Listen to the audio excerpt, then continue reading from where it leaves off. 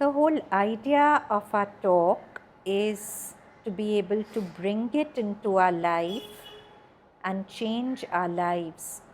Not just a feel good for the moment, but something dynamic, something life changing. So, how do we bring it into our life is what we'll quickly summarize just now.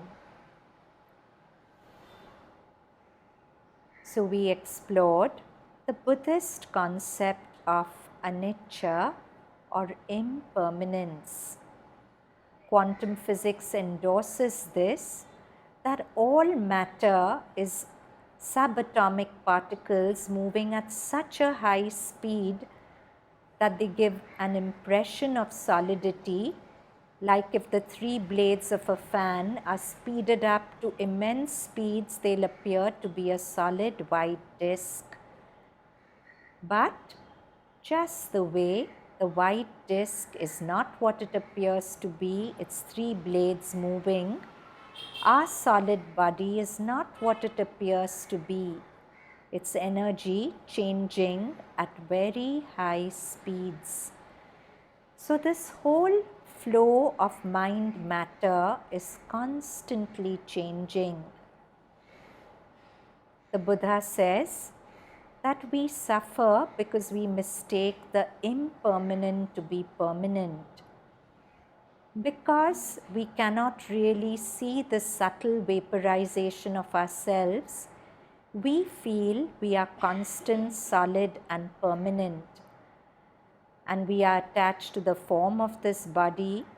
We are also attached to the form that I have of the image of myself in my mind and in the minds of others. When I say I'm attached to a person, more often than not, it's my attachment to maintaining a certain positive image of myself in that person's mind. But if I truly understand that just the way I am changing all the time, the person I'm attached to is also changing all the time.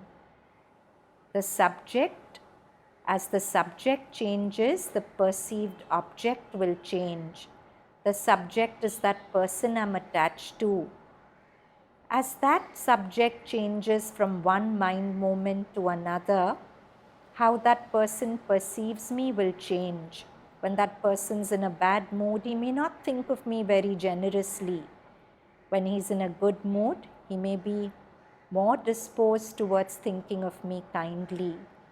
I have very little control over what another mind thinks of me. As Nash said, my mind is shifting sand. The person I'm attached to is another shifting sand. To expect a solid anchor in the meeting of two shifting sands is rather unintelligent. So if I give up my attachment to my self-image in my mind and in the mind of others, all the energy wasted in resenting myself or resenting others is freed up and is available to truly give.